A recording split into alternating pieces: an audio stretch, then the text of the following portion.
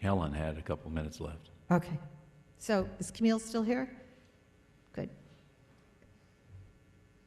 Camille, you'll be followed by Helen. I'm not sure how much time each of you have left, but Well, I have time seated by Barbara Pedswaiter and Beverly Glazier, and they're both here. They're both here. So, because I want to go over two issues here. So, the first one, I started to tell you that my stomach was bothering me because there was something not right about putting modern codes on old buildings. It just seemed counterintuitive.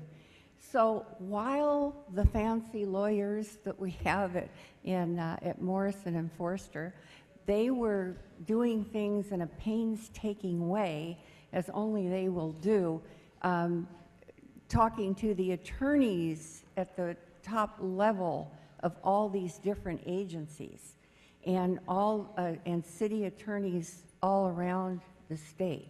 So they're doing all of that, and I just woke up one morning and I looked at this email again, which was the basis on the public information request. This is what was given as their reason for putting the energy codes in.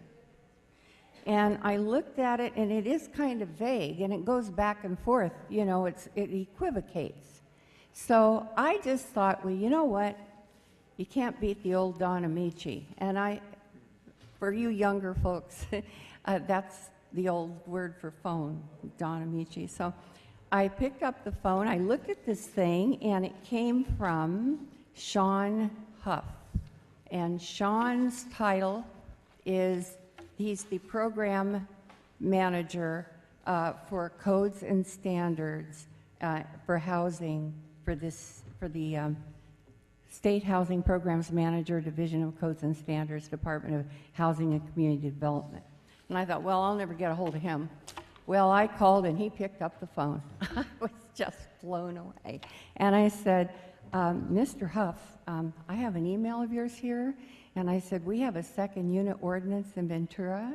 And he said, yes. He said, I received a series of questions from someone there. And I said, well, in that, there's no mention of energy codes, but can you explain to me how I need the rationale for your saying that we need modern energy codes on these vintage buildings? And he said, what? I said, well, that's what our staff is saying, that you're mandating these. The state is mandating these energy codes. And I said this past Monday, even our city attorney said, there's no flexibility. They're mandated. And he said, your city attorney is misinformed. He said, these codes, the only codes that are retroactive are safety codes, like strapping your water heater or carbon monoxide detectors. He said, absolutely, these do not apply to anything except new construction. And so then I went back and I looked at this thing, and he did say that. He said, HSC sections 17922 are very clear that alterations and repairs to existing buildings shall permit the replacement, retention, and extension of original materials. And here's the other part he said, and that additions or alterations increasing area, volume, or size shall comply with the requirements for new buildings. And that's exactly what he said. So then I sent the email, which I hope you all got, giving you this information, and I sent it to Ariel, and my question is, have you had time to call and talk with him personally? You're stonewalling me, Ariel. Yes? No? Not saying? Okay. I believe that if you would like to respond. Sure. We did contact the lawyer at Morrison & Forster today. Oh. I received your email today. Oh. You didn't copy me on the email you sent to the City Council, as you recommended. I sent it directly. Yeah, within 2 minutes, that's true. Yeah. But In any event, at this point, I think we're talking across each other, and we'll have a complete response next week. okay, Be happy to talk to you before that if you'd like. okay. I want texters and emailers to please take note. There's nothing like having a conversation with someone. You can hear in their voice, you know, how strongly they feel about it. And we made a huge change to our ordinance without having these conversations. And it's been an iterative process going on for 6 years, and I think it's time that we made this thing as good as it can be to get as many people into it as we can. And that brings me to the second thing that I wanted to tell you about. I met with about 5 Hispanic families last week, and none of them had heard anything about the second unit ordinance. And we gave you a marketing plan in the collaborative report, which said you can reach the Hispanic community through their churches. That's their community councils. And the churches will put flyers in the programs for free. Costs us nothing. You can also put up a poster at Sam's and the Four-Way Market. None of that was done. So there was no real effort to reach the Hispanic community, and that's where most of the second units are. And you notice you rarely ever see a Latino homeless person. And that's because they make room for them at home. And I'd like to read this law to you because this could affect us. The Federal Fair Housing Act, 42 U.S.C. Section 3601, or Title 8, it's known as, has been held to prohibit land use practices and decisions that have a disparate impact on protected groups. We could end up, if I say let's extend it for the 8 months that we've lost with the original requirements, but during that time, let's make a concerted effort to inform the Hispanic community so that we don't get complaints filed with HUD. So that's another thing I wanted to bring up because that's very important. We don't need that kind of publicity.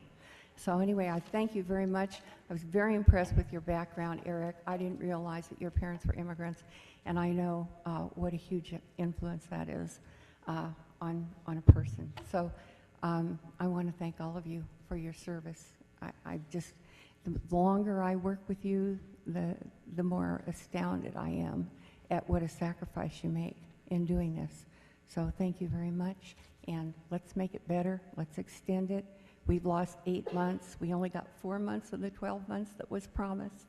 So let's do it right. Thanks. Thank you, Camille. And we have one other public speaker, Helen, and just as she's coming up, I just remind everybody there is a reception immediately following the meeting right outside. Helen? Believe it or not, I've said just about everything I was going to say.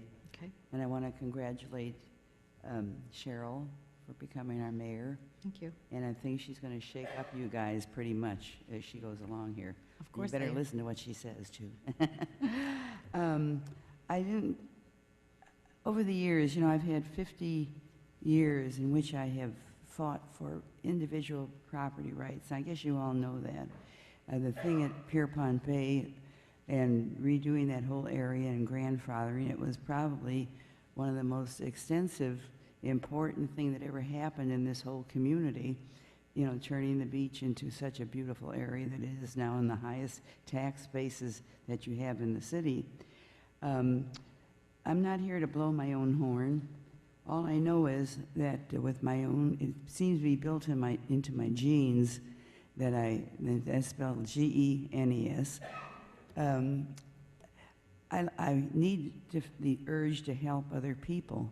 I guess because I grew up in a big family and we lost our home in the Depression, and it was a tough time growing up, and we all sheltered and shared all our responsibilities. So when I come up here and I talk, you know, I am talking from experience and the fact that I was lucky enough to have a loving mother and father, which a lot of children don't have today. And I think that's the trouble with our society is, you know, a one-parent family and not the cohesion that God gave us and we were lucky to have. One thing I hadn't brought out, that in 2003, I had become quite known in the community for my fighting for these different causes, that the Ventura Board of Realtors gave me the 2003 Inspiration Award of the Year, and for my ongoing efforts to fight for individual property rights.